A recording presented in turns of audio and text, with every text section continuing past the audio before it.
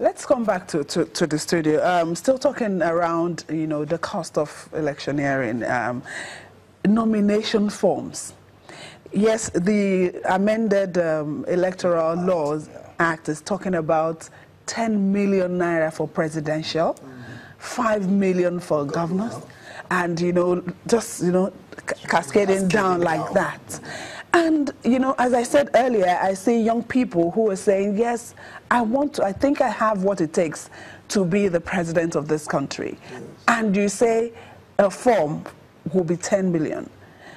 Does that, have an effect on the kind of leadership that we finally get in terms of, okay, I don't have this money, but I need to borrow it somewhere, or some godfathers will bring the money together for me to get the form. And then, should we also look at that, in the Electoral Act? The costs that I have talked about and that Ashiru have also talked about, the cost of campaigns and all that, I think we should be looking at the alternative options suggested by Ashiru. I've talked about cost of elections repeatedly, but permit me to, react to my friend, the chairman of the Voice of Nigeria. America is one of the highest debt countries in the world, but they are doing well. If Nigeria borrows and we have the positive effect, things are, it's used on projects that will benefit the masses. Let me quickly say why I keep repeating issues on power.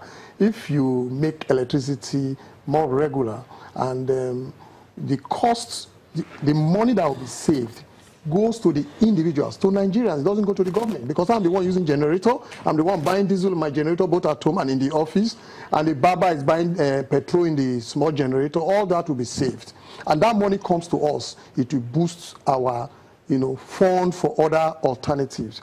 So to that extent, I will advise that I concentrate on that. Then, I also want to quickly, I'm talking about things that will help the campaigns, and it also depends on the candidates that are contesting a particular position.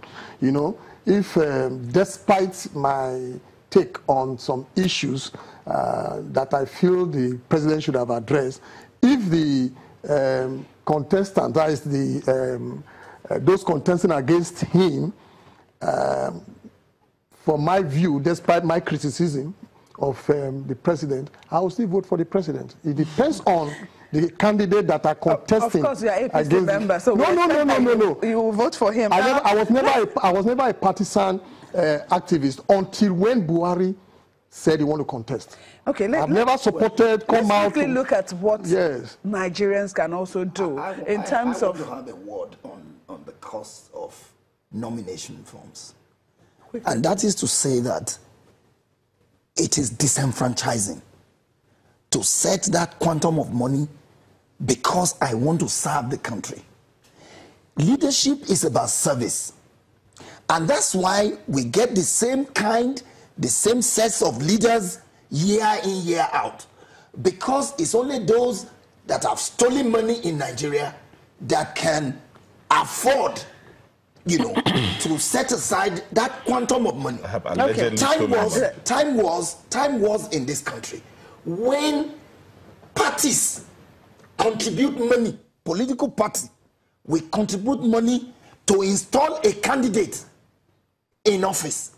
And that's why the leaders of those days, those times, are accountable to the people.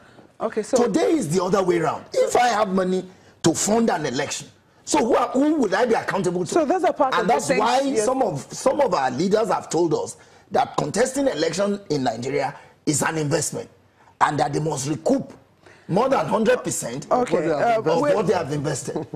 Yeah, we have to go. I mentioned earlier, as Nigerians, what should we do? Because looking at the voter register, the registration of voters, updating and revision of the register would end 60 days before the elections. So we don't want to wait till that time. What word do you have to tell Nigerians in terms of, because that voter's card is the power that we have, quickly?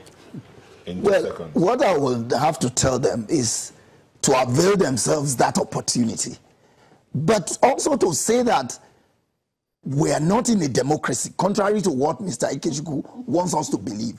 What we have is a civilian rule.